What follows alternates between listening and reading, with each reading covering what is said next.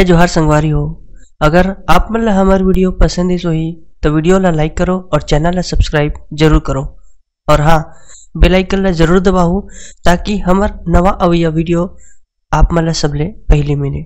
जय जोहार, जय छत्तीसगढ़।